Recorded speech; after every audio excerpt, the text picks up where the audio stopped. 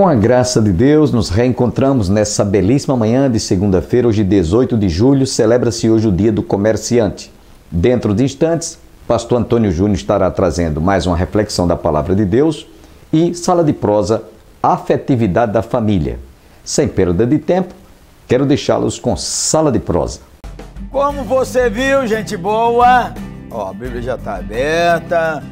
Estamos o mestre já está ali bonito. Ó, já dormi assim, viu? Menino. Sala de prosa, você não pode perder. Hoje vamos conversar sobre afetos na família.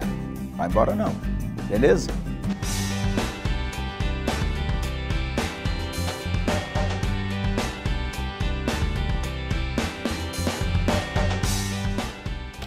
Então, mestre, a propaganda, Dia dos Namorados, então, as revistas de perfume andam rodando.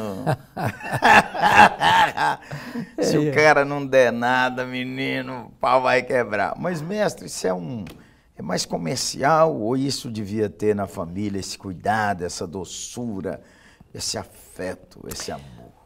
Eu acredito que o comercial, às vezes, impõe uma agenda irreal, porque não se vive a afetividade às vezes, e naquele dia tem que dar um presente, porque o clichê social diz que tem que dar. O cara é doido mesmo. Sábado no shopping, esqueci. Esqueci. Você acredita que eu escutei uma história do camarada que o dia dos namorados, ele esqueceu, varão. 10h30 da noite, ele lembrou. E aí correu, não tinha nenhuma floricultura aberta. Ele foi comprar, sabe onde? Na funerária. Flor é flor, menino. E aí depois a coitada da menina descobriu que foi na funerária e foi uma confusão. Ué, menino, mas flor é flor, ué. É boa, boa, boa. Então, mas aí, mestre? O fato é que a afetividade é uma experiência que tem que ser do dia a dia, né? O trato do dia a dia, o carinho, a comunicação, o elogio, o romantismo, esse melzinho que adoça a vida, né? Ô mestre, mas no casal e na família, irmão com irmão, e tem aqueles ainda que tem os primos, tem os tios, que de vez em quando dá um bafafá, nunca deu lá nos família. Dias Lopes, não? Nunca deu, não? Só tem, né? Só muda de endereço, né? Pô, Pereiróvics de vez em quando, menino do céu. Mas aí vamos tratar isso, mestre, restaurar, né? Eu acredito o seguinte, que família não é... A gente não tem a família ideal, porque ela depois do pecado, essa família não existe, né? Toda família tem problema, toda família lida com conflito e toda família precisa aprender a viver em paz, porque o preço é menor, né? Gostou dessa aí, menina? Aprender a viver em paz. Para de brigar! Abraça uma outra aí, ó. Agora sim, eu tô com raiva, mas faz aí agora, ordem pastoral. Vamos, mestre. Então, acredito que a afetividade na família precisa criar alguns mecanismos. Por exemplo, eu li um relatório americano e um juiz da área de família disse o seguinte, que nos Estados Unidos, se o marido só dissesse isso, tchau para a esposa quando está saindo de manhã, 50% dos divórcios não aconteceriam. Ô Zé, ô menina, não é possível que você não despede desse homem com um beijinho e também não abraça os filhos. Ô Zé, tchau. Mesmo. Então, acho que são gestos pequenos, mas que significam muita coisa. É um cumprimento carinhoso, é uma palavra doce, na hora que o outro está fervendo, você abaixa a fervura, né? Porque tem hora que a gente sai dos trilhos, a gente sai da casinha. Se o outro sai da casinha na mesma hora, dá uma confusão. Ô irmão, lá no 1 Pedro diz assim, sejam fraternalmente amigos. Isso é no ambiente da igreja, da família, na vida, como é que é isso? Todo lado. Começa na família, passa pela igreja, passa pelos relacionamentos interpessoais no trabalho, na vizinhança, no convívio geral. A gente tem que lidar com o outro com respeito. Há uma regra de ouro na Bíblia que diz que você deve tratar os outros como você gostaria que os outros tratassem você. Geralmente a gente é o contrário, né, mestre? A gente quer que os outros tratem primeiro para ver se a gente vai. Mas é. Aí eu gostei de Roberto Aylmer, que é um psiquiatra, amigo nosso, que ele diz que nós devemos colocar compressas de ternura uns nos outros todo dia. Yeah. Você estava falando comigo sobre a palavra carícia em Efésios. Efésios 5:29 diz que ninguém jamais odiou a sua própria carne, antes a alimenta e dela cuida. Está falando do marido que, ao cuidar da esposa, ele está cuidando de si mesmo, que é a própria carne. Mas a palavra cuida, lá no grego, só aparece mais outra vez no Novo Testamento, em 1 Tessalonicenses 2:7. Está falando da ama que acaricia o seu bebê. E a ideia de cuidar é de acariciar, é contato físico, é beijo, é abraço. E Paulo parece que gosta disso, que ele encerra as cartas dele dizendo: saudai-vos com o ósculo santo. Santo, irmão, na sua dona, você deu o ósculo santo um pouco mais arrojado, viu, irmão?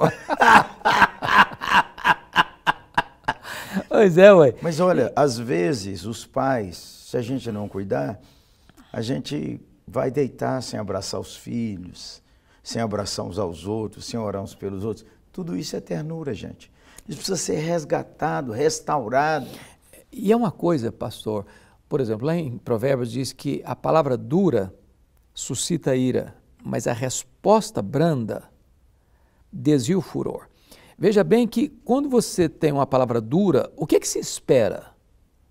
É uma resposta dura. Dura. É igual leitinho, bateu, tomou, né?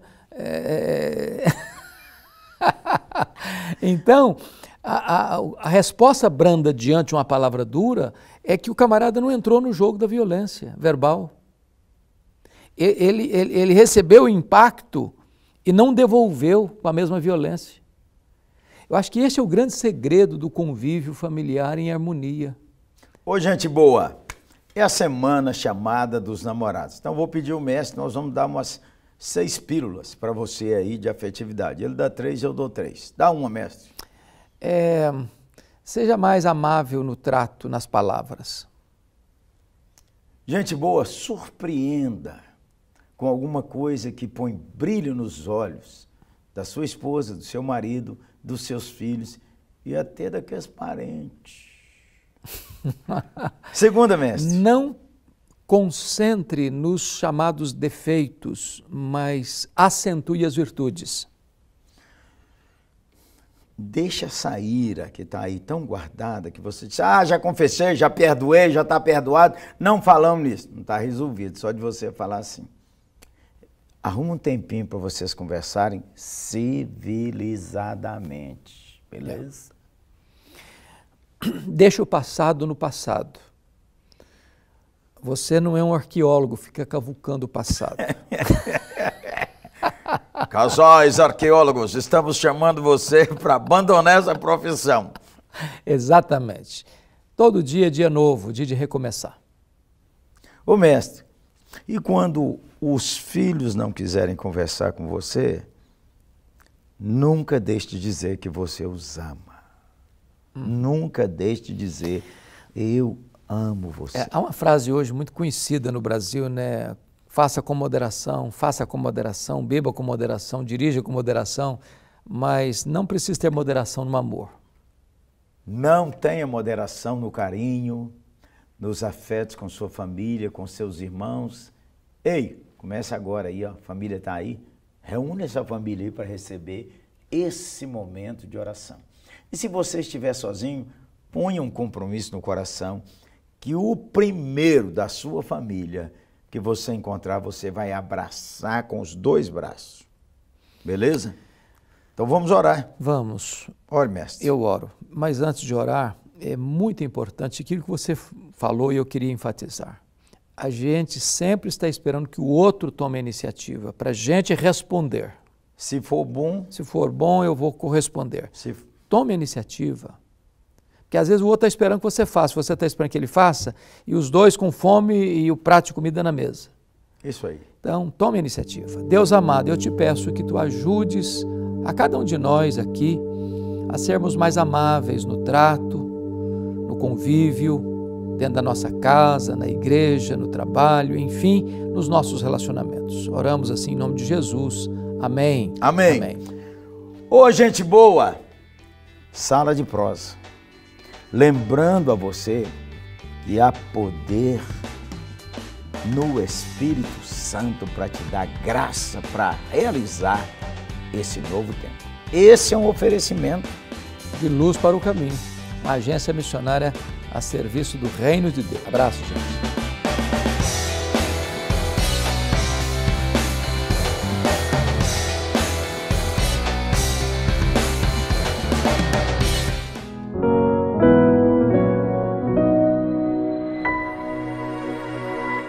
Então você abre a sua Bíblia na carta do apóstolo Paulo aos Romanos, capítulo de número 6.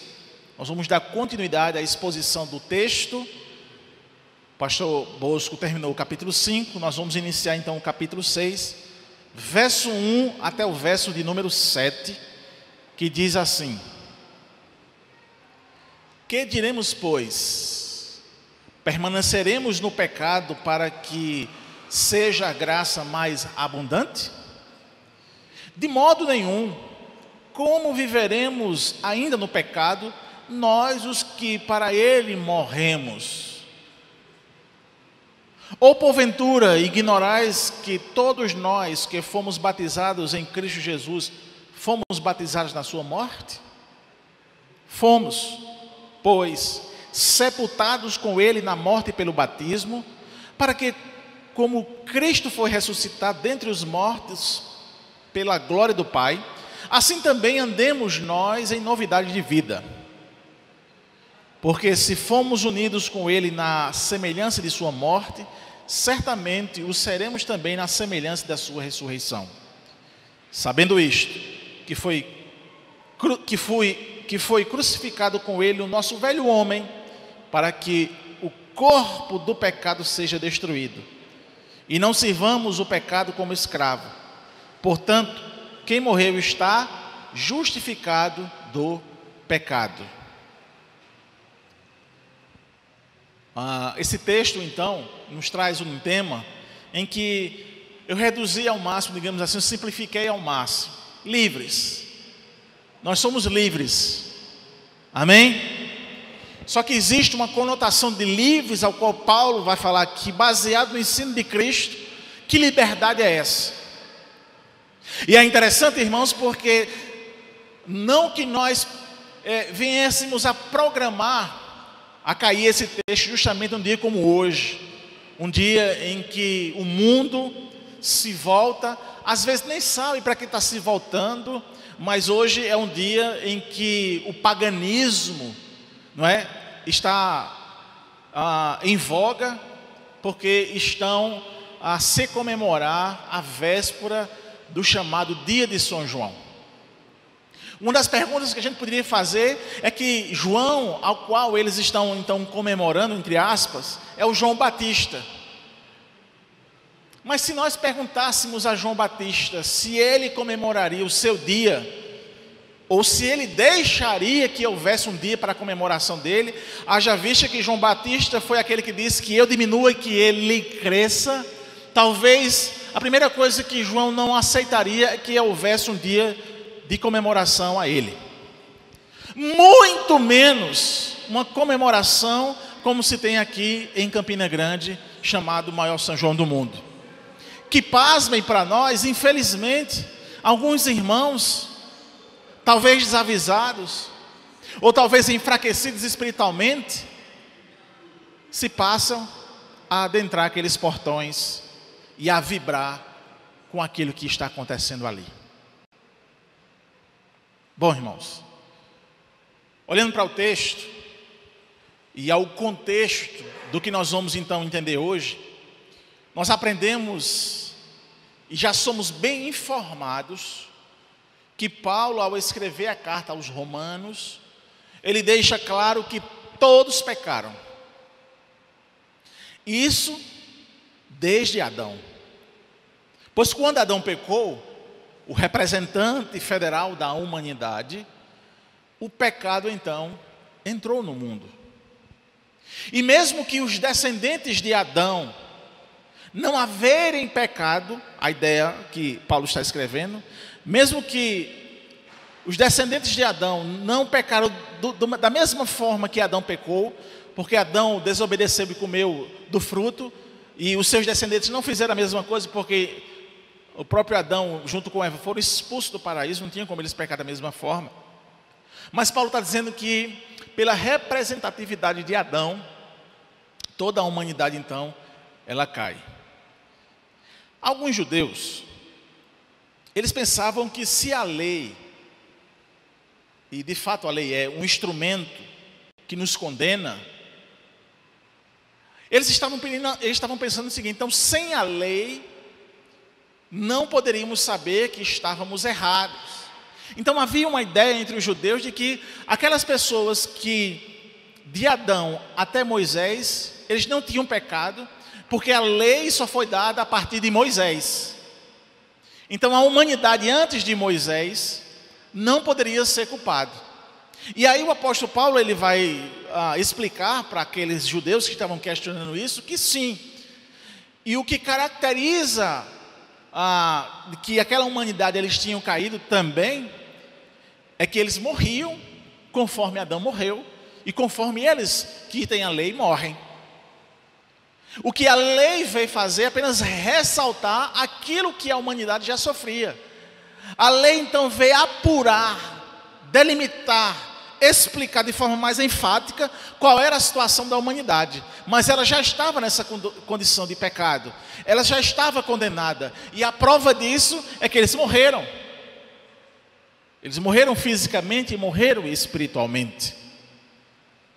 Paulo também explica que Adão, sendo esse representante da humanidade, haveria então, numa mesma representação, a chance de serem livres da condenação. E a ideia que Paulo quer passar é de que, assim como Adão representou a humanidade caída, haveria de vir uma pessoa, um homem, que vai representar a humanidade redimida.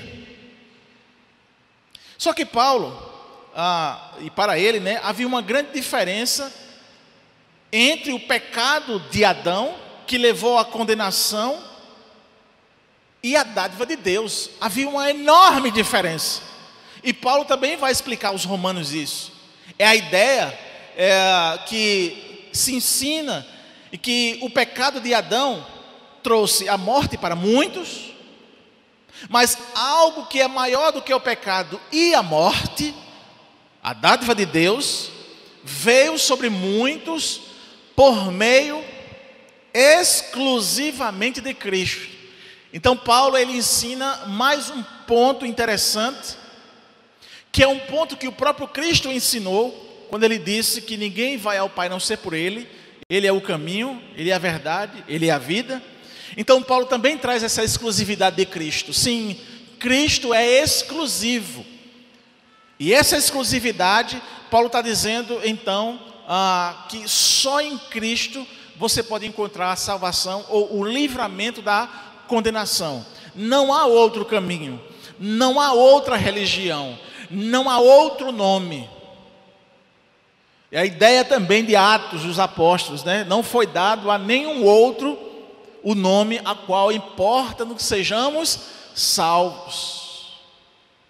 Então, por mais que a humanidade inventou várias e várias religiões, e dentro da palavra religare, há essa ideia de que todas as religiões levam à divindade, isso é mentira. Só quem pode nos mediar é Cristo. Nem a mãe dele pode fazer isso. Amém, irmãos? Então fica claro aqui no ensino também da carta do apóstolo Paulo aos Romanos. Mas outra coisa enfática que Paulo vai ensinar é que os resultados são diferentes dentro dessa perspectiva. Ou seja, ele já fez a diferenciação entre pecado e a dádiva de Deus. Ele vai dizer que a dádiva de Deus é maior do que o pecado. E ele vai dizer que enquanto o pecado está enraizado na carne do homem e toda a sua formação, legando o homem a ser escravo do pecado, e outro ensino de Jesus, João 8,34, replicou-lhe Jesus: em verdade vos digo, todo que comete pecado é escravo do pecado. Paulo vai dizer que a dádiva de Deus possibilitou ao moribundo, ao escravo, ao desobediente, ser declarado justo, apesar de muitos pecados. Então Paulo estava ensinando essa ideia, e que a gente também precisa retirar um pouquinho do nosso preconceito. Você já ouviu uma pessoa dizer assim: mas rapaz, esse cara pintou e bordou, aí agora quer dama de santo? Já viu essa frase? Às vezes até a gente já falou isso, né? Mas é isso mesmo. Aonde superambudou o pecado, ou melhor, aonde teve muito pecado, superambudou a graça. Aonde há muito pecado, a dádiva de Deus, a graça, é muito maior, que cobre multidões de pecado. E Paulo deixa bem claro isso aqui. Entretanto, esse ensino de Paulo, claro e muito objetivo, estava trazendo algumas dúvidas para alguns, eu vou dizer, insolentes. Por quê? Porque eles estavam confundindo os irmãos da igreja com esse ensino. E alguns pensaram que, eles tinham esse pensamento, né? Já que a graça cobre os pecados, e que a graça é maior, então quanto mais eu pecar, mais a graça vai crescer. Era uma deturpação do ensino. E aí fica claro, não é? Que Paulo, escrevendo aos Romanos, então, ele vai dizer que a ideia de a ofensa de um só homem, as pessoas foram condenadas, Deus providenciou um outro homem para retirar a condenação. E foi pela obediência de Cristo, indo até a cruz, que cada crente agora tem o perdão definitivo dos pecados. E cada crente que antes estava no reino das trevas, sendo levado à morte, ao ser encontrado por Cristo, o que reina em sua vida é a graça, ou seja, a graça tomou cada crente e isso resultará em vida eterna. O que eu fiz aqui foi um compilado daquilo que Paulo estava ensinando, finalizando o capítulo número 5. Nesse capítulo 6, temos o início de mais uma divisão dessa carta.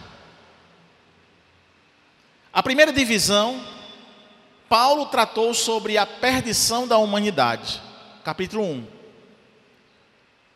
No capítulo 2 e metade do capítulo 3, ele vai falar, ele vai tratar, ele vai dar essa sequência de que todos pecaram, mas especificamente a sequência é assim: capítulo 1, perdição dos gentios; capítulo 2, perdição dos judeus; e metade do capítulo 3, Paulo junta tudo e vai dizer que todos pecaram. Amém? Lembram disso? Quando então, da segunda metade do capítulo 3, em meio à tão apavorante condição humana a qual Paulo estava dizendo, Paulo vai ensinar a sublime e majestosa doutrina da justificação pela fé. E vai até o capítulo 5. Ou seja, Paulo deixa claro que o sacrifício de Cristo é suficiente para pagar a dívida da humanidade. Em Cristo os crentes são reconciliados com Deus Pai. E no final do capítulo 5, Paulo vai dizer que em face ao avassalador ato cometido por Adão, que relegou os homens à condenação e morte, um ato de um homem possibilitou o conserto do erro de Adão. Então, em Cristo, verdadeiramente somos reconciliados com Deus. Em Cristo somos salvos da condenação e da morte. E isso, Paulo vai dizer que é abundante, essa graça é abundante, está de forma para todos. E aqueles então que aceitam a Cristo Jesus, tem então essa graça sobre ele, cobrindo-o de todos os pecados, cometidos antes, cometido agora e no futuro. Ele cobre todos os pecados. Por isso a ideia lá no capítulo 8 que vai dizer que aqueles que estão em Cristo Jesus não há mais condenação. Mas como nós vamos falar hoje sobre santidade, eu preciso entender como é que se dá a ideia de que meus pecados estão cobertos pelo sangue de Cristo, amém? Ele expiou os nossos pecados, amém?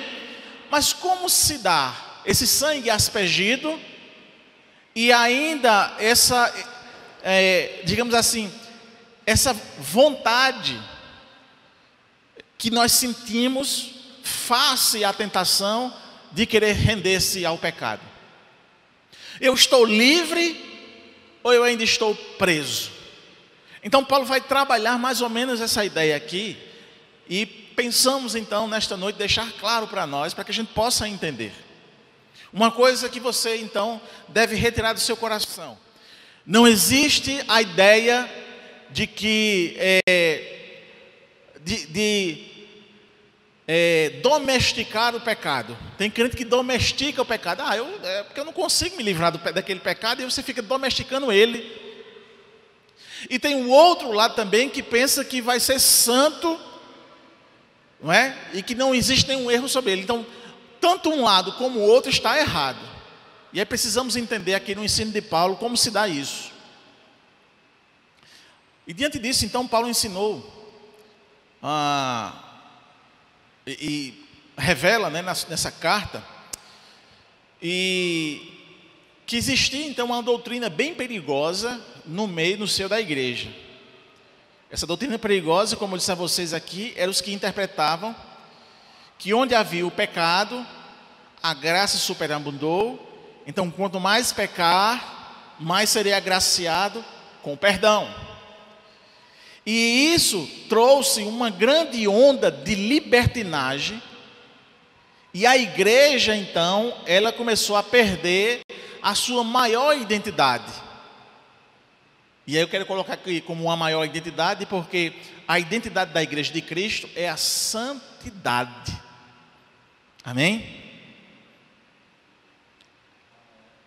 Quando você fala sobre avivamento, alguns irmãos confundem que avivamento é a ação do Espírito Santo nos fazendo eclodir nos dons, profecia, língua, cura.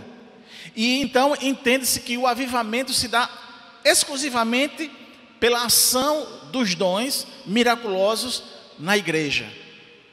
Só que isso tomou-se uma proporção equivocada, porque aqueles mesmos que falavam em línguas e que diziam que para que você possa, por exemplo, pregar ou ascender a algum patamar na igreja, a ser evangelista, a ser pastor, teria que primeiro falar em línguas, mas os mesmos, ao sair na sociedade, pecavam, traziam escândalos para a igreja. E aí há uma confusão muito grande.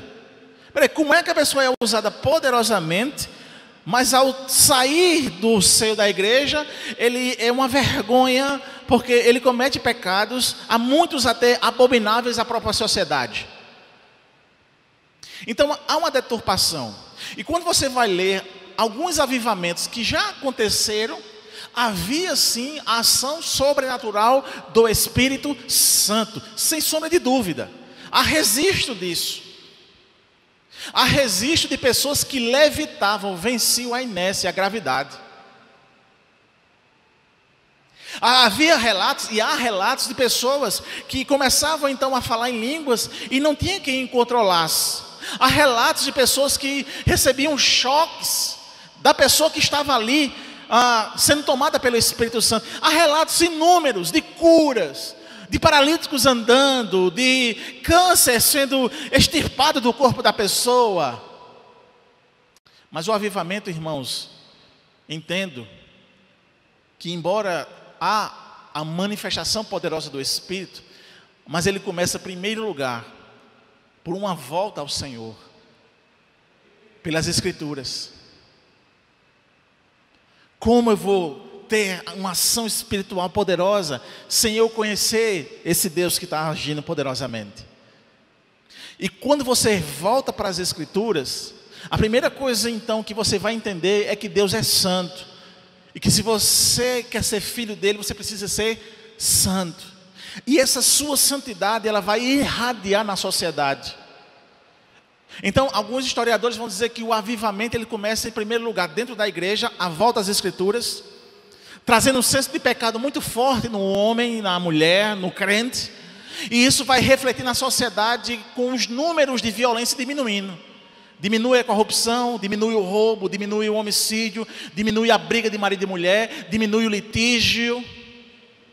É o reflexo do avivamento. Enquanto tem algumas histerias de alguns irmãos que pensam que é avivamento, mas o número de briga aumenta, o divórcio aumenta, o homicídio aumenta, o roubo aumenta, é um caos na sociedade. Espero em Deus que você, telespectador internauta que está conosco, amanhã continue a nos assistir para ouvir a conclusão desta mensagem ministrada pelo pastor Antônio Júnior, que aliás, ele se encontra atualmente no México, realizando um trabalho transcultural, plantando uma igreja do Calvário na cidade de Caracoles, no México. Ele possivelmente deve estar nos assistindo agora. Deus abençoe a todos, que todos fiquem com Deus e até amanhã.